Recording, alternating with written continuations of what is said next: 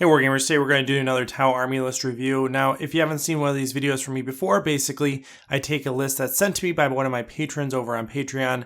I review that list, I talk about its strengths, its weaknesses, and try to tweak it to make it a little bit more efficient, a little bit more impactful, a little bit more punchy, all while maintaining the original intent of the design. So, if it has a particular theme or strategy, I try to, figure that out and maintain it in the revision. So that's what we're doing today. We're going to look at another Tau list here. It's 2,000 points. And I'll start off just by saying I think this list is pretty good as it is. There are some choices here that I'm going to change, but overall, I think the general concept of the list is pretty good. So let's jump into it. Starting off in Battlescribe here with a Battalion detachment. So this is a Tau detachment. Most of the detachments in this list are going to be Tau. We start off with Fireblade as an HQ choice. Again, a great choice here. Always a staple unit. And this is really going to be important for this list in particular, given the number of Fire Warriors in the list. So the Fireblade is going to be a central component. Similarly, Shadow Sun is going to be critical.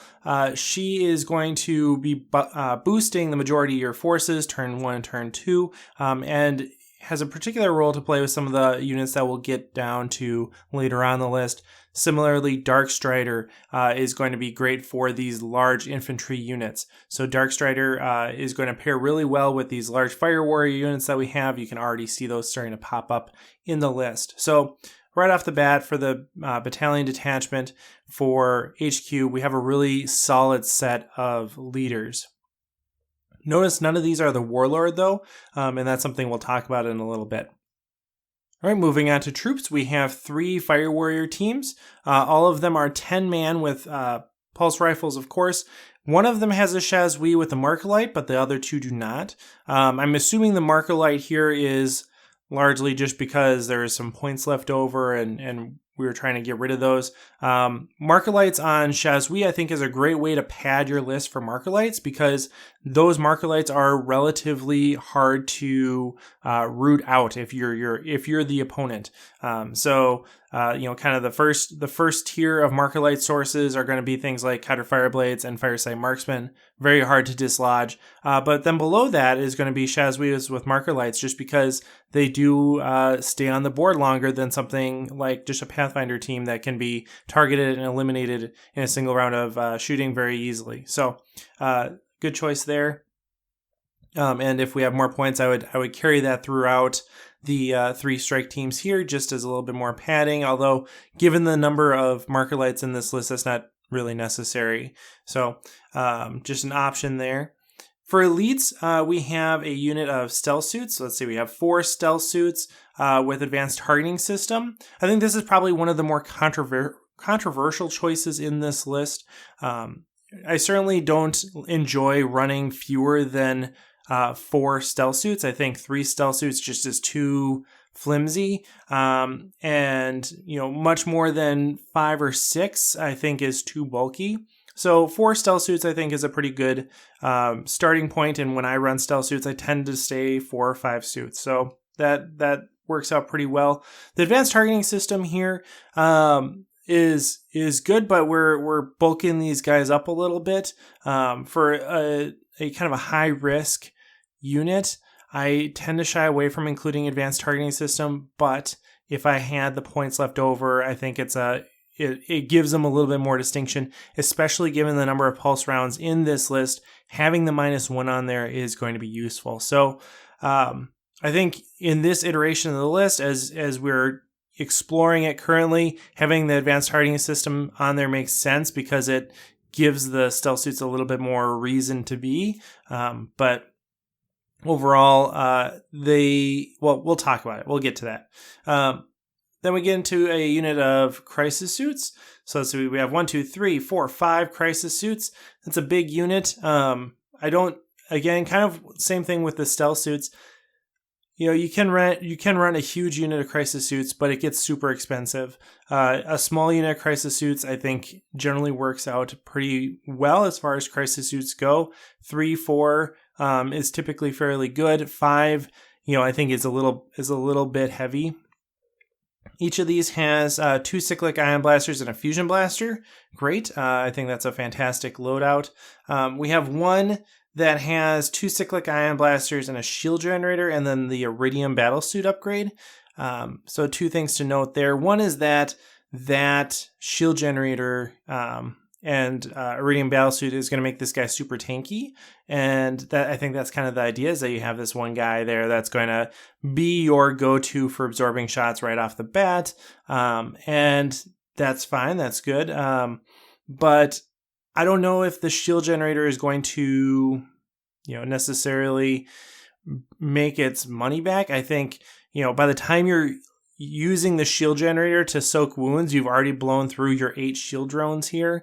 And I think I'd rather be shooting for that amount of time rather than relying on the shield generator. So I would prefer to have the fusion blaster on there instead of the shield generator.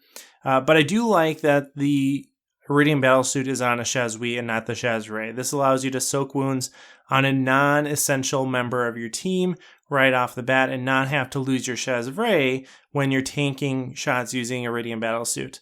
So basically the idea here is that we're going to be losing this Chazouille first out of all the other suits in this list, and or in this unit, and that allows you to preserve the leadership benefits of the Chazray until the bitter end. So that's good.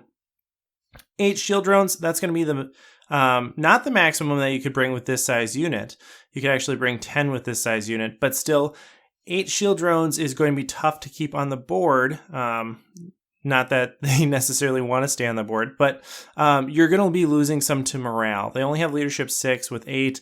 You're prone to losing a few of those just to morale after a single round of shooting. And so that's not to say that you shouldn't bring 8, but 8 is going to be costly. It's going to be a little inefficient. And so I would maybe consider dropping that down. There is something down here at the bottom that I think is meant to help with that. But yeah, overall, this unit I think is a little top heavy, and I would like to streamline it a little bit. Heavy support, we have a unit of broadsides. Fantastic. With high yield missile pod, smart missile system, advanced targeting system, and seeker missiles. Seeker missiles are great. If you have the points, I think they're a good choice on pretty much any unit. So broadsides, why not? We only have 3 seeker missiles in this list, though. It's not a huge number. And so I don't think those seeker missiles are going to make or break the performance of the list. So you could stand to lose them if you had reason to spend the points elsewhere. Yeah, I think this is a fantastic unit, and they're going to be pulling a lot of weight given the rest of the composition. Then we get into a battalion that's also Tau Sept. We have another Cadre Fireblade, and then a commander in an XVA Crisis suit. This guy has 2 cyclic ion blasters, 2 fusion blasters, and a Iridium battlesuit. Fantastic way to load him out. You could also go with pure cyclic ion blasters. But yeah, a mix of those two I think is a, in some ways a more conservative approach, because those 2 weapons are better at dealing with different types of opponents. So taking a split down the middle I think is pretty solid as it is. For troops, we have another 30 Fire Warriors, so that's 60 Fire Warriors in the list. It's a lot of Fire Warriors. And yeah, these guys are just stock, no marker lights on the Chazouille or anything like that. And so this is what I was talking about with the stealth suits. As far as their firepower goes, having the advanced targeting system on there gives them a little bit more distinction, a little bit more value in the list. But overall, pulse shots are not lacking in this list. So, the burst cannons themselves are not necessarily a novel component to the list. And then finally, we get to a Vanguard detachment. This is Secchia Sept, and here we get to the thing that I think is meant to help out with those crisis shield drones. We have an ethereal with a ghost that walks among us because he's the warlord, so that allows him to advance 6 inches right off the bat, not having to roll for his advance. And he's on a hover drone, so he's a pretty fast ethereal. I think the idea here is that this ethereal is going to hang out in the in the infantry blob right off, right on turn 1, turn 2. And then once the crisis suit team is deployed, presumably by deep strike, he's going to move up to join them along with the stealth suits and kind of be there to support that bruiser unit, and give some support to the crisis suits and give some support to the shield drones. Now, and that's why he would need to have a hover drone, and that's why he would need to have a Ghost That Walks Among Us to keep up and get where he's going at a reasonable rate. Now, I think that type of approach is really risky. I also think that it has an opportunity cost, right? If this list is focused on fire warriors, which it seems to be with 60, an ethereal itself is a great choice. Having Kiter Fireblades and Darkstrider in there are great choices, but I would really want to lean into that volume of fire with my Warlord trait and go with Through Unity Devastation. I know we say that every time that it's a fantastic Warlord trait, but it really is, especially with 60 fire warriors, right? So that's 180 shots at rapid fire range, which is incredible. So having Through Unity Devastation is going to make a big difference in that scenario, much more so than a Ghost Walks Amongst Us. So, for that reason, I would shy away from having the Ethereal be the Warlord. I would shy away from a Ghost Walks Among Us and go with something that we know is going to be integrated with the Fire Warriors. So primarily Kiter Fireblade as your Warlord, and then Through Unity Devastation. And that's kind of the rationale behind my recommendation of that every time we do one of these lists. Is I think that's a really strong Warlord setup. If it's a thematic choice that you don't really want to go with that's cool. But as far as efficiency is concerned, I think that's definitely the way to go. Now, the rest of this detachment here is Firesight Marksman, and that's awesome. We have Pure Tide Engram Neurochip. That is our signature system on the list. That's a totally legitimate place to put it. It doesn't really make that big of a difference in terms of where you put that. So having it on Firesight Marksman is cool, and kind of has the psychological advantage of not having it on one of your Kiter Fireblades, which is probably going to get more attention from your enemy. So this is a way of mitigating the loss associated with losing one of those Kiter Fireblades, is having the Pure Tide Engram Neurochip on a Firesight Marksman instead. So overall, I think the marksmen here are great. Having this Secchia detachment is fantastic, especially for the buffs that the Ethereal is going to provide. But the thing that I think doesn't work out particularly well, at least in the games that are run in my mind, is the Ethereal on the hover drone trying to catch up with the crisis suits, presumably with the assistance of the stealth team. I think we're trying really hard to make that work, and I don't think we necessarily need to try that hard or invest that many points in making the crisis suit team work. I think they can do what they are going to do in this list without having that added point cost with the Ethereal trying to run up there and the stealth suits and everything like that. So that's kind of one of the criticisms here that I might shy away from, is not having the Ethereal be the Warlord, not having him be somebody that's going to be running up the field, not having the stealth suits there to support him, but leaving the crisis suit team relatively intact, and having that crisis commander there to help them out too. I think that's kind of a thematic thing and a strategy thing that I want to preserve here. Now, in addition to the crisis suits, we have the broadsides. The crisis suits and broadsides are really the only heavy hitters in the list. And because crisis suits are going to be deep striking, and because they, at least in my experience, are fairly unreliable, even though they can definitely pack a punch, you're going to have those games where they just don't work the way you want them to. And so I would look to incorporate at least one other heavy hitter in this. Probably a Riptide for diversification, and for points value, just thinking about the number of points we're going to be moving around here. We're talking about about a Riptide level of points that we'll be shifting. And then also, we don't really have that many drones, right? We have 8 for the crisis suits, and we have 6 for the broadsides. And those are, good numbers for each of those units. But we don't have any type of backup. I mean, there's not a lot of fat on those drones. So I would maybe look to bring a couple more drones in here. And I think overall, though, the construction of the list is really solid. I think the volume of fire is definitely a theme here, and it has the appropriate amount of marker light support and character support here. I just want to make it maybe a little bit more punchier and kind of reinvest the points that we're spending on trying to support the ethereal somewhere else. So that's the original list. Let's take a look at the revision. All right, so here's the revision. It's very similar to that original list. 2,000 points, 3 detachments, 2 Tau detachments, 1 Secchia detachment. Much of it is very, very similar. So let's move into that first battalion detachment.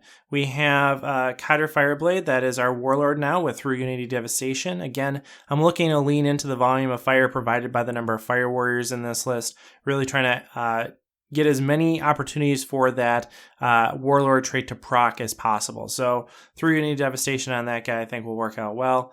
Commander Shaosen, she's going to be here to boost primarily the broadsides.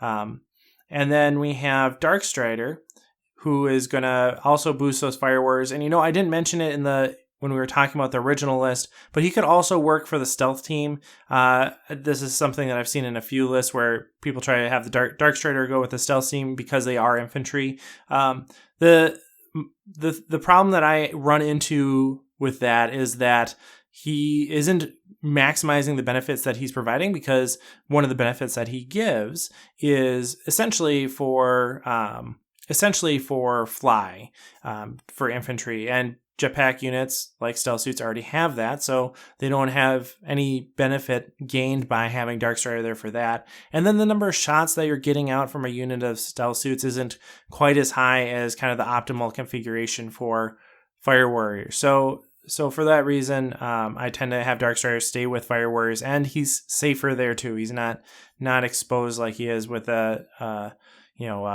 free ranging group of stealth suits. So So Darkstrider is here to help out our gun line. For troops, we have another 3 units of fire warriors. I carried the marker lights through these 3 units instead of just having 1, so now we have 3 more marker lights in our stealth teams. They're a little lopsided in terms of counts. So we have a 10-man unit. This 10-man unit is actually really important because it allows us to get the most benefit out of Darkstrider than a smaller unit. We have a 8-man unit and then a 5-man unit. So those are our troops choices. For elites, we have that same crisis suit unit. I did leave the shield generator on here because, again, that felt like a characteristic choice. But again, you could easily switch that out to be a fusion blaster. But I reduced this unit down to 4 men instead of 5, and brought us down to 7 shield drones instead of 8. For heavy support, this is exactly the same. So it's missiles up and down, left and right, and then 6 shield drones. For the second battalion detachment, we have another Kaiser Fireblade and that same crisis commander. So again, that's the same as it was before. That crisis commander is going to be there to hang out with those crisis suits when they drop down. For troops, we have 3 5-man units. So, an overall reduction in the number of fire warriors that we have, but it's still, quite a lot. Quite a few fire warriors. For elites, we have a Riptide, and this is where all those extra points went. We went into a Riptide just because he is going to give us a little bit more punch, and he gives us a little bit more diversity in our strategy and flexibility on the board. So we have a unit of crisis suits, we have a unit of broadsides, and we have a Riptide. Those 3 units combined are going to have a good leg up on pretty much any unit that you would come up against. Now, if we were looking to be super competitive, I would lean into more Riptides or more broadsides. But overall, I think having one of each of those units is a solid list. For fast attack, again, I brought in some additional drones. Part of this is because we need drones for the Riptide, and the other part of this is that we want to have some flexibility in where we put drones in terms of supporting our commanders and our crisis suits and our broadsides if and when they need it. So instead of having drones pigeonholed to be associated with one particular unit, now we have some drones we can sprinkle it in. We can kind of go where we need to with those. So that's the idea there. So an overall increase in the number of drones, which I think is warranted given the number of suits that are in this list.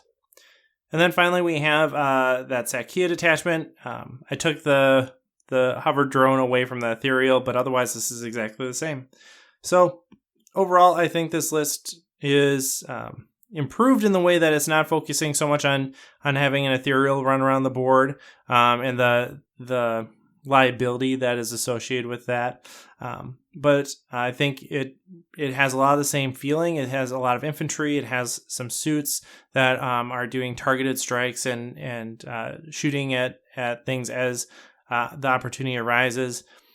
And I overall think this is a pretty strong list. I'm not really sure where it would do poorly against. Maybe against, probably things like knights it might have a hard time with. But mass infantry it's going to do pretty well with. It's going to do well with mechanized lists. So I think it's a pretty well-rounded list. Let me know what you guys think in the comments below. What changes would you make to either the original or revised list? What things do you like, or which things do you not like? Always interested to hear. And as always, thanks for watching and happy wargaming. Hey everyone, thanks for watching. This channel is made possible by my supporters over on Patreon. If you enjoyed this video, consider joining our community over there and the associated Discord channel. Special thanks to Aaron Fox, Shifty, Jim Bob, Scott Heater, Nick Steele, Jared Egler, Tao Oswell, Zach Brooks, Stephen Cohen, Jake Johnson, Eric Jackson, Zealous Brimstone, Evan Wells, Benjamin, Julian Peck, Giovanni DiMaggio, and Chris Kessler.